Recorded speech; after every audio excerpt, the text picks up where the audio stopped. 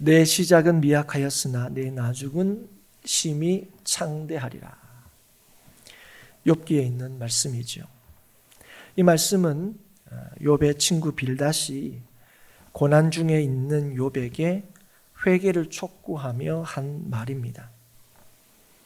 하지만 우리는 문맥과 상관없이 이 말씀을 참으로 좋아하고 또 애용합니다.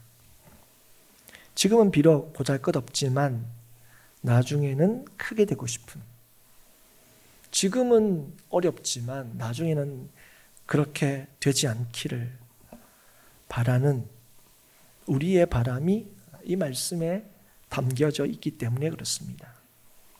우리는 누구나 훌륭하고 번성하기를 원하고 또 높아지기를 바랍니다.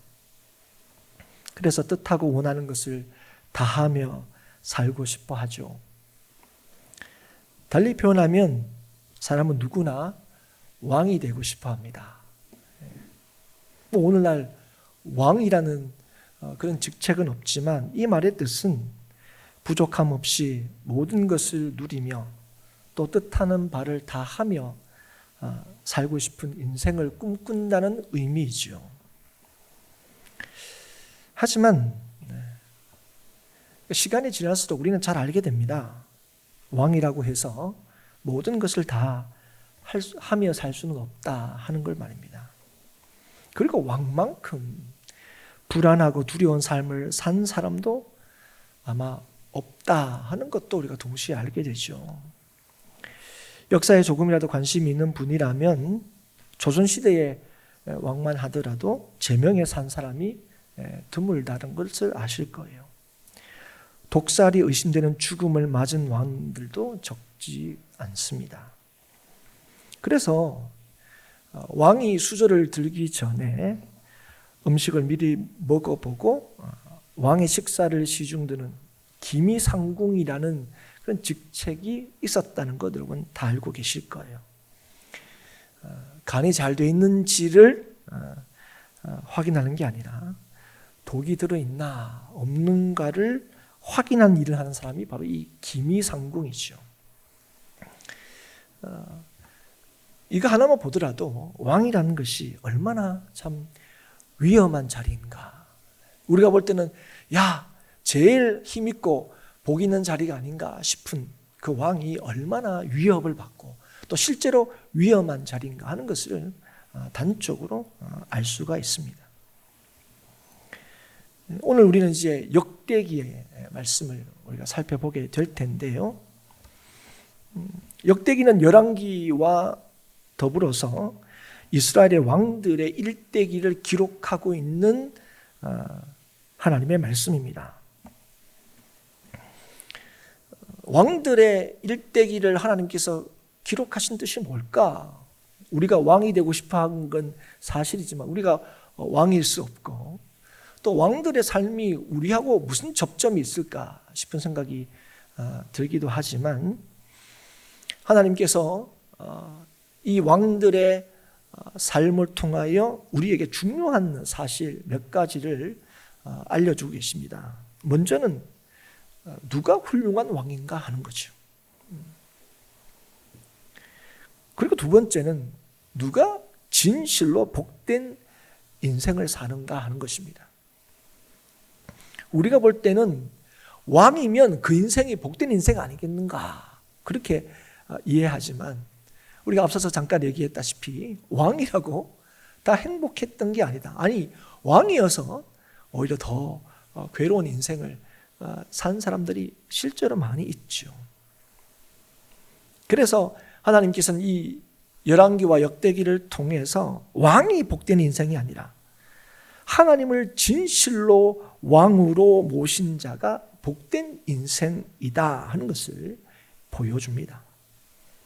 그리고 왕이란 직책 자체가 나라를 다스리는 책임을 부여받은 거 아니겠습니까? 그럼 누가 나라를 잘 다스릴 수 있느냐는 거예요. 누가 훌륭한 왕일 수 있느냐? 그것은 바로 하나님을 진실로 왕으로 섬기고 따르는 그 왕이 자기에게 주어진, 하나님으로부터 주어진 이 왕의 직무와 책임을 다할 수 있다는 사실을 보여주는 거예요. 그래서 세상의 왕이라는 누구나 꿈꾸는 그런 직책도 하나님께서 부여하신, 내 힘과 능력으로 쟁취하는 것이 아니라 하나님께서 부여하신 그런 자리와 직책임을 인정하고, 그래서 하나님이 진짜 나의 왕이심을 믿고 따르는 왕이 진실로 훌륭한 왕일 수 있다 하는 것을 보여주고 있는 거죠. 그런데 이건 비단 왕에게만 해당되는 말씀이 아니죠. 모든 인생에게 누가 진실로 훌륭하고 누가 진실로 복된 인생을 사는가 하는 것을 사실 이 열왕기와 역대기의 말씀을 통해서 우리에게 보여주고 계십니다. 오늘 특별히 우리가 읽은 말씀에 등장하는 왕은 아사 왕입니다. 이 아사의 삶을 통하여 우리에게 주시는 주님의 뜻과 또 교훈을 좀 더 깊이 살펴보고 하나님의 주시는 은혜를 깨닫는, 그리고 그 은혜를 따라 살아가는 저와 여러분이 될 수 있기를 주의 이름으로 축복합니다. 아사 왕은 남유다 왕, 그러니까 그 이스라엘이 분열되고 난 뒤에 북이스라엘과 남유다로 이렇게 분열되는데, 이 아사 왕은 남유다의 세 번째 왕이고 20명의 남유다의 왕들 중에서 므낫세와 우시야 다음으로 세 번째 오랫동안 유다를 다스린 왕입니다. 오늘 13절에서도 우리가 확인할 수 있듯이 41년간 이 유다를 다스렸습니다.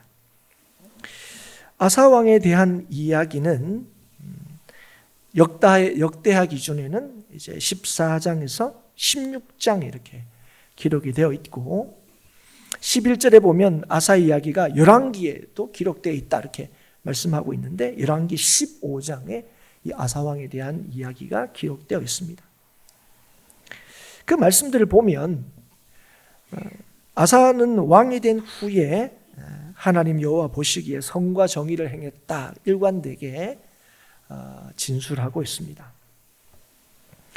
하나님 중심으로 백성들이 살아갈 수 있도록 정책을 세우고 또 실제로 그 정책을 시행한 왕이었습니다. 그래서 14장 6절에 보면 이렇게 아사 왕이 다스린 때를 기록하고 있습니다. 여호와께서 아사에게 평안을 주셨으므로 그 땅이 평안하여 여러 해 싸움이 없는지라 그가 견고한 성읍들을 유다에 건축하니라. 그리고 이어서 아사가 어떻게 고백하냐 하면, 내가 이 견고한 성읍을 세우고 유다가 지금 이렇게 평안한 것은 내가 잘나서 그런 게 아니고, 내가 정책을 잘 시행해서가 아니고, 우리가 주를 찾았기 때문이고 주께서 우리에게 평안을 주셨기 때문이다, 그렇게 고백하고 있습니다. 그런데 우리가 읽은 이 16장에 기록되어 있는 아사의 이 모습은 지금 우리가 살핀 이 모습과는 분명히 달라 보입니다. 오늘 말씀은 이제 그때에 이렇게 시작이 되고 있는데, 16장에 이 기록되어 있는, 그러니까 10장까지 기록되어 있는 이 말씀은 그때 있었던 사건입니다. 이 그때가 아사가 왕이 된 지 36년째 되는 해입니다.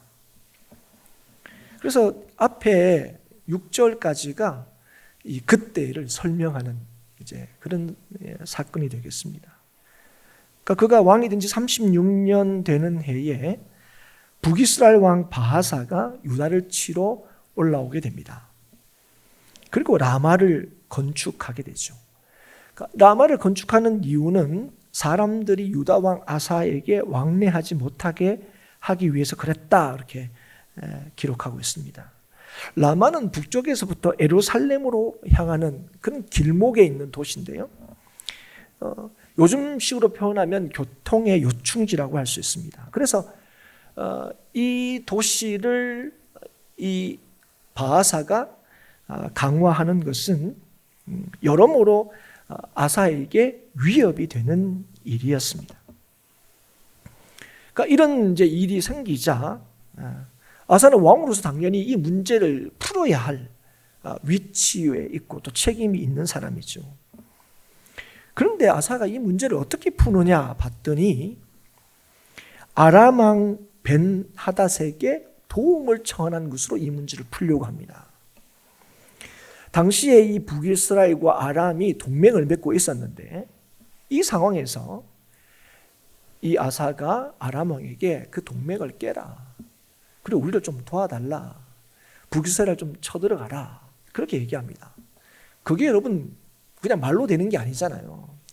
그래서 이 일을 위해서 이 아사가 여호와의 전 곡간과 왕궁 곡간에 은금을 내어다가 이 벤하닷에게 보냅니다. 그래 보내면서 이렇게 해달라고 이제 요청하죠. 이 벤하닷이 아사의 요청을 들어보니까 그게 자기들한테 더 나아 보인 거죠. 그래서 그 동맹을 깨고 요청을 받아들여서 동맹을 깨고 북이스라엘을 칩니다. 그러니까 이제 예루살렘 가까이에서 이 라마성을 건축하던 이 바하사가 이 일을 듣고 라마 건축하는 일을 중단할 수밖에 없게 되죠. 이 아사의 계획대로 된 거예요. 어려운 문제에 봉착하게 됐는데 이 어려운 문제를 풀었습니다. 자기의 해결책대로 해결된 거죠. 근데 그것뿐만 아니라 6절에 보면 이 바하사가 라마 건축을 위해서 준비한 돌과 제목을 다 놓고 이제 갚버린 거죠. 그러니까 그거 가지고 아사는 뭘 했습니까? 오늘 6절에 보시면 게바와 미스바를 건축하게 됩니다. 쉽게 얘기하면 그 외부로부터 침략을 받을 수 있는 가능성을 더 줄인 거죠. 쉽게 얘기하면 이 유다를 더 강화했다 이렇게 이해하면 제일 쉬울 것 같습니다. 그래서 여러분 바하사가 라마를 건축하는 이런 일로 통해서 오히려 문제가 잘 해결됐을 뿐 아니라 더 나은 어떤 일들을 하게 되는, 그러니까 유다가 이전보다는 더 강해지는 그런 계기가 된 것으로 보이는 거죠. 그런데 그때에 모든 문제가 잘 해결됐구나 싶은 그때에 선견자 하난이라는 사람이 아사에게로 와서 당신이 하나님이 아니라 아람 왕을 의지했다 하면서 그를 책망합니다. 그래서 이 문제가 잘 해결된 것처럼 보이지만 뭐라고 얘기합니까? 아람 왕의 군대가 왕의 손에서 벗어났다 이렇게 이제 설명합니다. 이 일이 뭘 의미하는지는 이제 이후에 설명을 하게 될 텐데요. 그러면서 이전에 있었던 구스와의 전쟁에 대해서 언급합니다. 그게 이제 8절이죠. 이 일은 역대하 14장에 기록이 되어 있는 그런 사건인데 구스 사람 세라가 유다를 쳐들어온 사건입니다. 당시에 이 아사의 군대와 구스의 군대는 전력상 그 차이가 굉장히 컸습니다. 앞에 말씀을 여러분 보시면 구스는 말과 병거가 심히 많았는데 병거가 300대, 군사가 100만에 이른다. 그렇게 이제 기록하고 있어요. 그래서 현실적으로 구스가 이제 쳐들어와서 이 전쟁을 싸우면 현실적으로 뭡니까? 가망성이 없는 거예요. 이길 가망성이 없는 거예요. 그런데 이러한 현실적인 전력의 차이에도 불구하고 아사는 이 전쟁의 승리가 하나님께 있다는 사실을 믿었습니다. 그래서 그는 두려워하기보다는 그들에 맞서서 전열을 갖추고 하나님께 기도합니다. 그 기도의 내용을 14장 11절에 이렇게 기록하고 있습니다. 아사가 그의 하나님 여호와께 부르짖어 이르되 여호와여 힘이 강한 자와 약한 자 사이에는 주밖에 도와줄 이가 없사오니 우리 하나님 여호와여 우리를 도우소서. 우리가 주를 의지하오며 주의 이름을 의탁하옵고 이 많은 무리를 치러 왔나이다.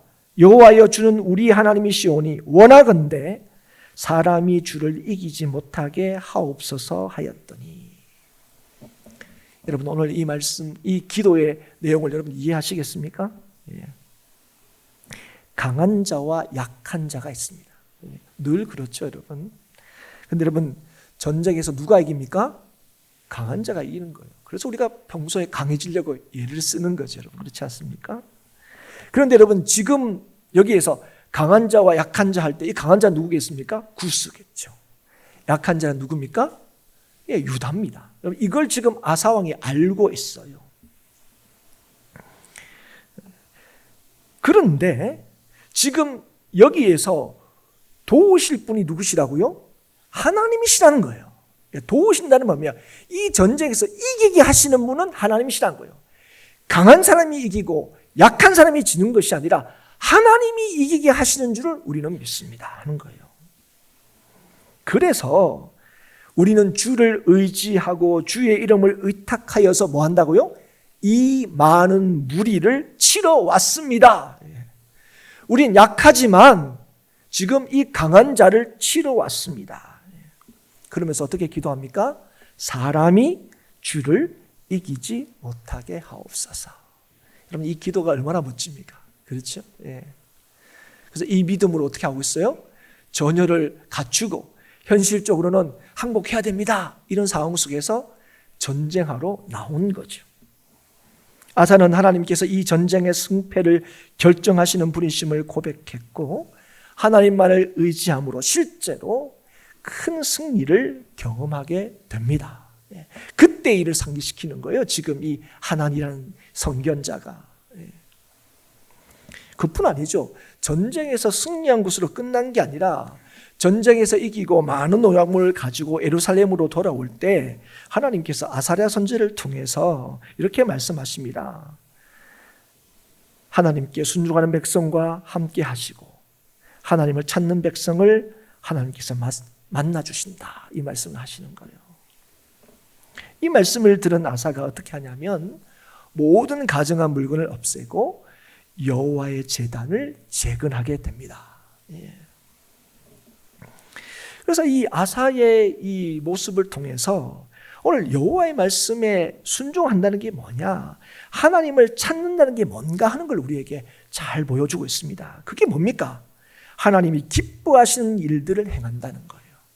그리고 말씀하신 대로 예배한다는 겁니다. 그런 아사에게 하나님께서는 함께 하셨고, 그리고 어떤 일까지 있었냐면 북이스라엘 사람들이 보니까 야 정말 하나님이 이 아사와 함께 하신다는 게 너무 분명해 보이는 거예요. 그래서 북이스라엘 사람들이 아사에게로 돌아오는 자가 굉장히 많았습니다. 요즘 뭐 북에서 뭐 얼마 전에도 뭐 교동도를 통해서 뭐 한 사람 넘어왔다 그러지 않습니까? 아이고 여기가 더 살기 좋아. 근데 이제 이때 북이스라엘 사람들이 아사 왕은 하나님께서 함께 하셔. 그래서 많은 사람들이 유다로 이제 넘어왔다는 거죠. 근데 이 하나님께 아사가 이 순종하는 일들에 있어서는 예외가 없었습니다. 그 단적인 예가 뭐냐면 그 아사의 어머니가 마아가였는데요. 이 마아가가 아세라의 가증한 목상을 만들었다는 얘기를 듣게 됩니다. 그러자 이 아사가 어떻게 했느냐? 그 어머니를 태우의 자리에서 폐하게 됩니다. 그리고 그 우상은 찢고 빻아서 기드론 시내가에서 불사르죠.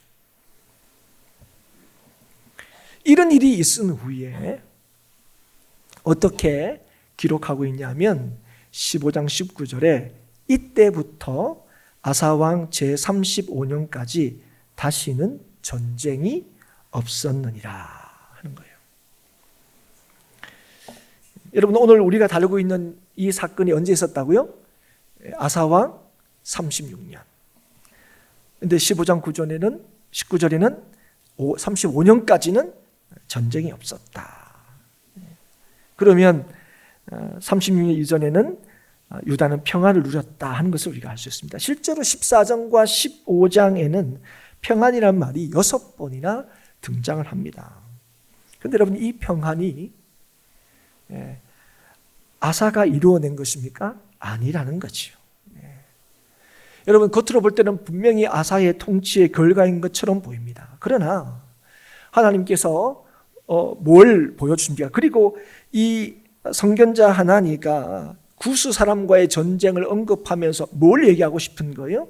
이 평안은 하나님께서 주신 것이고 하나님을 의지한 결과였다는 거예요.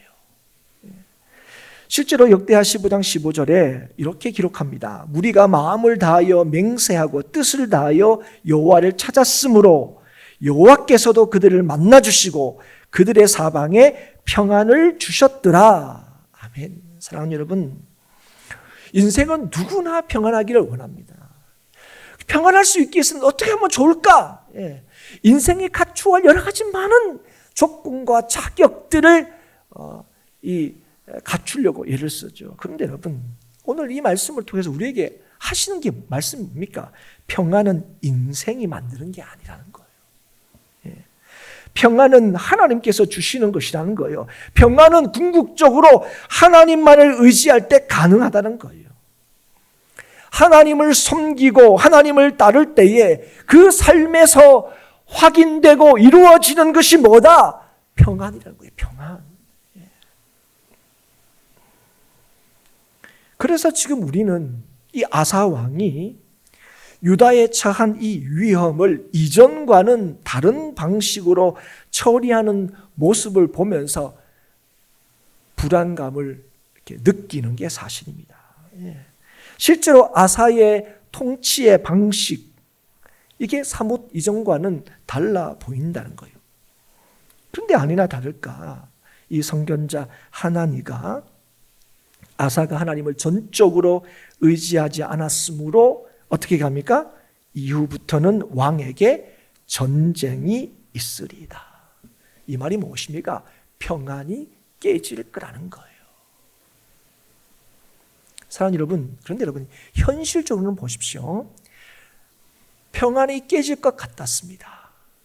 바하사가 쳐들어와서 라마를 건축했습니다. 이 일은 분명히 아사에게, 유다에게 위협이 되는 일이었습니다.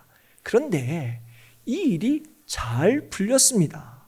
바하사는 라마를 건축하다가 그 일을 마치지 못하고 돌아가 버렸어요. 오히려 그 일 때문에 이 게바와 미스바를 건축하는 일을 하게 되고, 그래서 더 유다는 그 방비를 더 단단히 하게 되었습니다.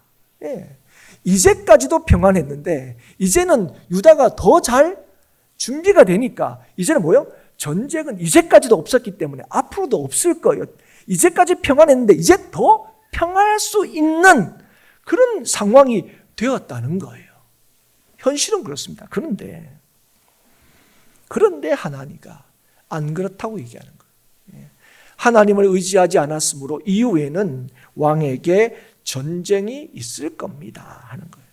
여러분, 아사 왕의 입장에서는 이 말이 굉장히 불편하게 느껴졌을 거예요. 여러분, 아사 입장에서는 자기는 최선을 다했습니다. 여러분, 그렇지 않습니까? 국가에 어려움이 생겼어요. 문제가 생겼어요. 그래서 이 문제를 어떻게 해결할까? 아마 아사는 며칠 동안 굉장히 고심했을 겁니다. 그리고 해결책을 나름대로 찾았어요. 그 해결책이 뭡니까? 아람 왕 베나닷에게 도움을 청하는 거예요. 그리고 그의 계획대로 잘 됐습니다. 잘 됐어요. 생각지도 못한 일들까지 잘 이제 이루어진 거죠. 그런데 오히려 지금 모든 문제가 잘 풀려가지고 아이고 이제 한숨 돌리자 하고 있을 때에 바로 그때에 하나니가 와서 왕에게 이후부터는 전쟁이 있을 겁니다. 왕의 평안이 깨질 겁니다. 이렇게 얘기하니까 여러분, 이게 얼마나 좀 화가 났을 겁니까? 자기는 몇 날을 잠을 못 자면서 어떻게 이 문제를 풀까? 애를 썼는데, 그래서 다 문제가 풀렸고 다행이다 싶은데 와서 다행은 무슨 다행? 이제부터 전쟁이 있을 거라고. 그러니까 여러분, 오늘 이 얘기 듣고 아사가 어떻게 했다고요? 노하여 선견자를 옥에 가두어 버렸습니다. 이유가 뭡니까? 그의 말에 크게 노하였기 때문에 그렇다는 거예요. 사랑하는 여러분, 그런데 이 하나니가 전하는 이 말은 하나님의 말입니까? 아니죠, 여러분. 하나님의 말이죠. 그래서 여러분, 이 아사는 하나님의 말에 분노했다 했지만 누구의 말에 분노한 겁니까? 하나님의 말씀에 분노한 거죠. 뭐요? 하나님은 뭡니까? 오직 하나님 말을 의지하라는 거예요. 사랑하는 여러분, 오늘 우리도 마찬가지입니다.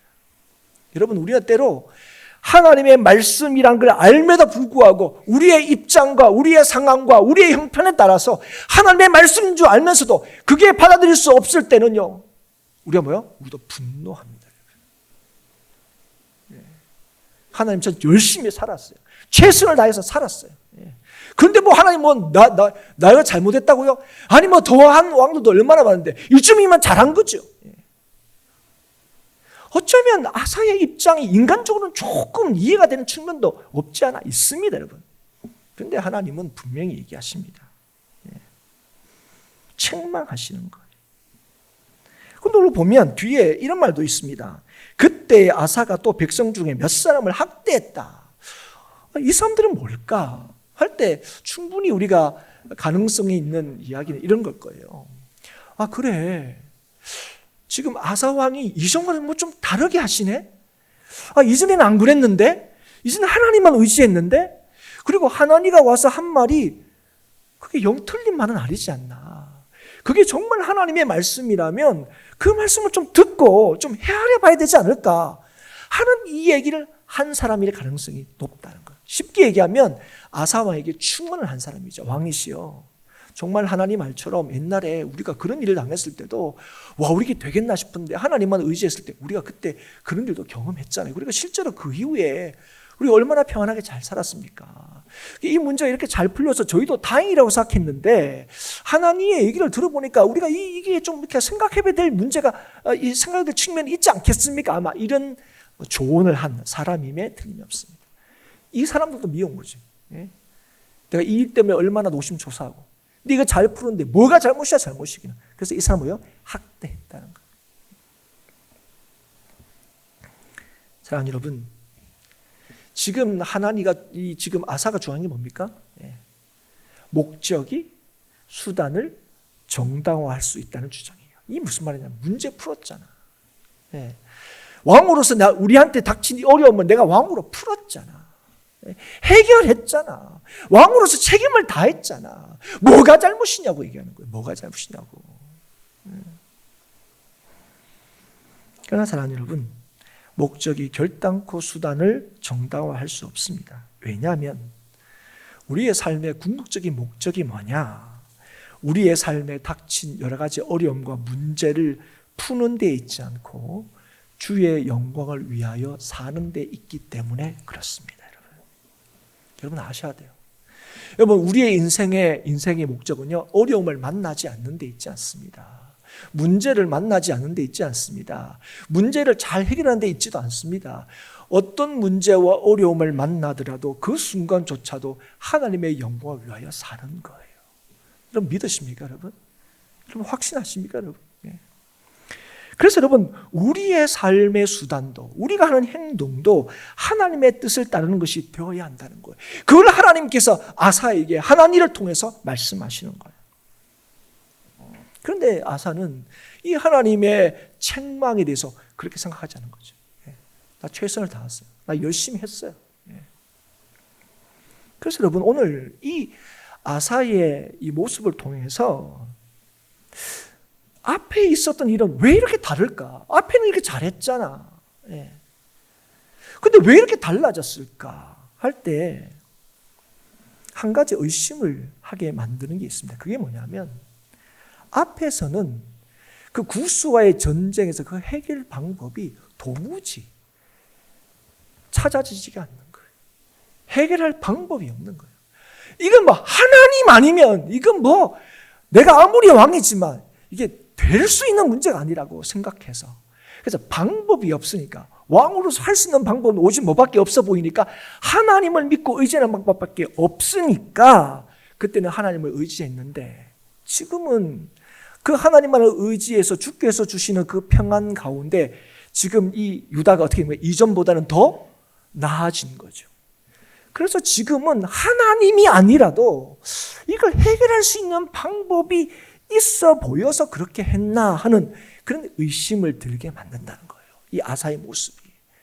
제가 예전에 청년부 사역을 오래 할 때 청년들에게 늘 했던 말이 있습니다. 청년 때 믿음 굉장히 좋은 것 같은데 너희들 지금 혼자라서 그렇지.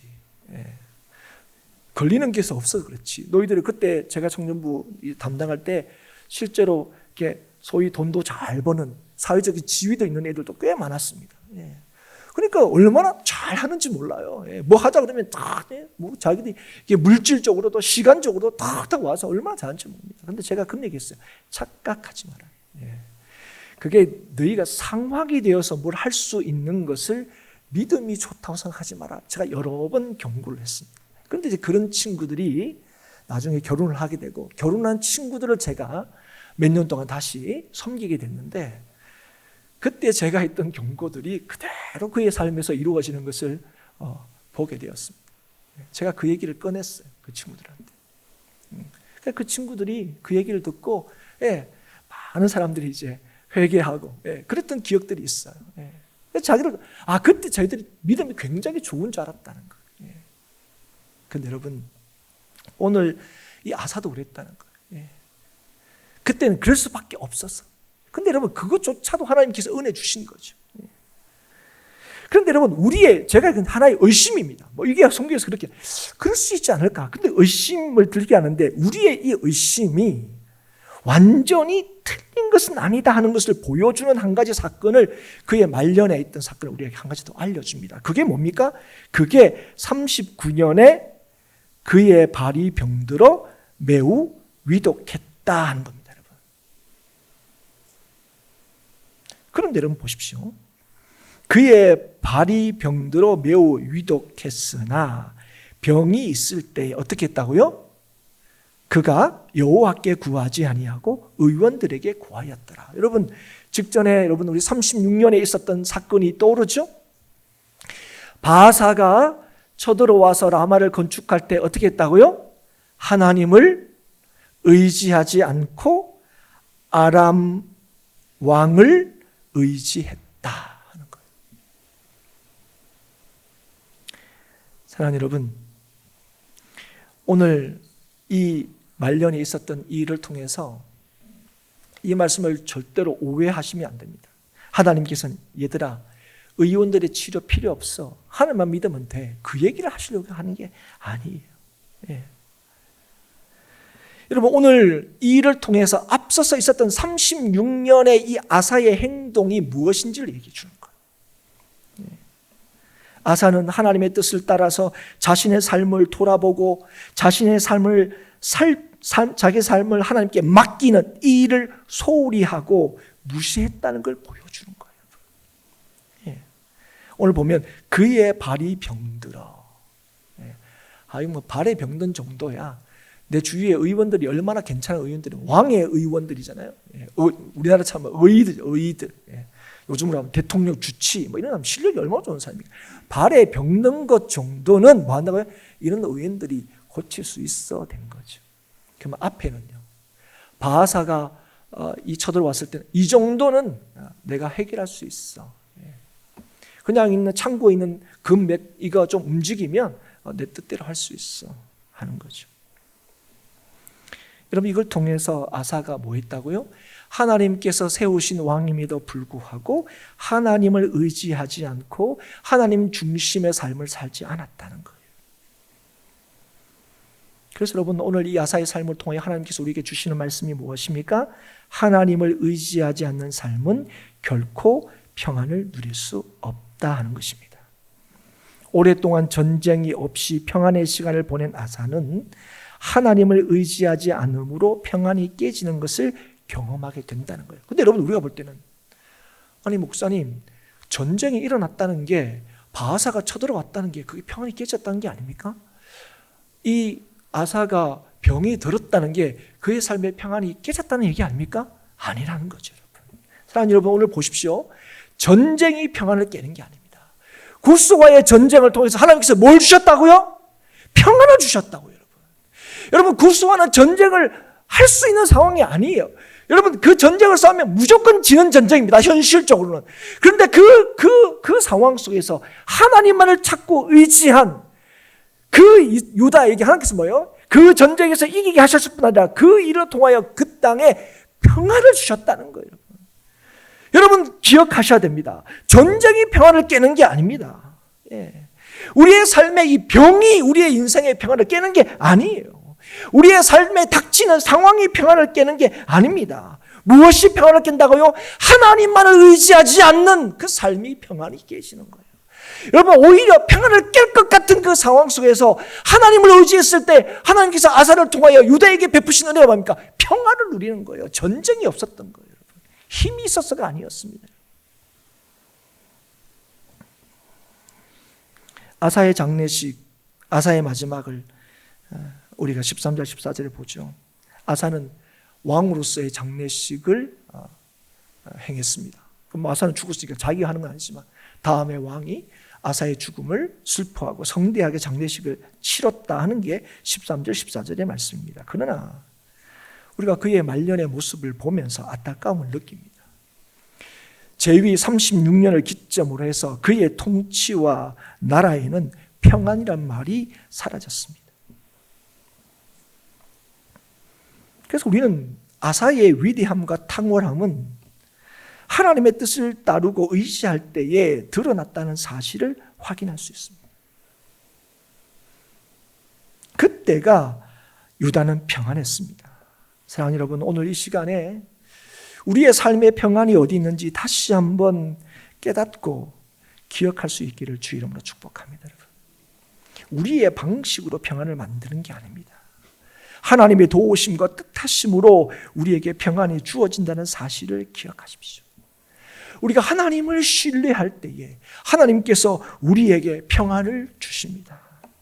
그래서 여러분, 우리의 입장과 우리의 상황에서 평안할 때이든지 그렇지 못할 때이든지 우리의 삶의 평안과 안전은 오직 하나님께 있다는 사실을 기억하십시오. 그래서 오직 하나님만을 의지하십시오. 그분께서 우리에게 주시는 말씀에 귀를 기울이십시오. 오늘도 우리에게 말씀하시는 하나님은 끝까지 우리의 평안을 책임지시는 분이십니다. 그래서 하나님을 언제나 순종하는 자는 끝까지 하나님의 함께 하심을 경험하게 됩니다. 주의 주시는 평안을 누리게 됩니다.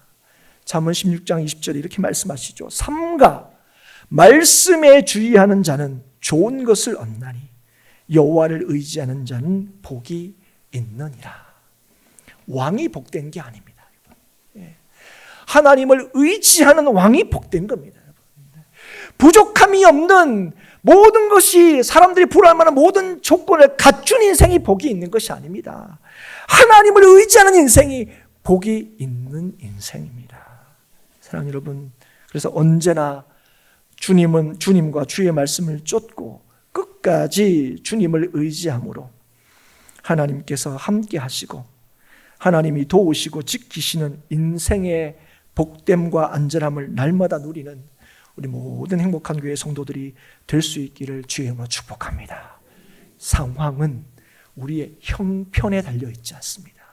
오늘도 우리와 함께 하시며 우리를 지키시는 하나님께 있고 하나님으로부터 우리에게 주어진다는 사실을 꼭 기억하셔서 우리가 이루는 평강이 아니라 하나님이 이루시는 평강을 날마다 기대하고 소원하고 실제로 하나님이 주시는 평강을 누리는, 그래서 끝까지 영원토록 주의 평강을 누리는 우리 행복한 교회 모든 성도들이 될 수 있기를 다시 한번 주의 이름으로 축복합니다.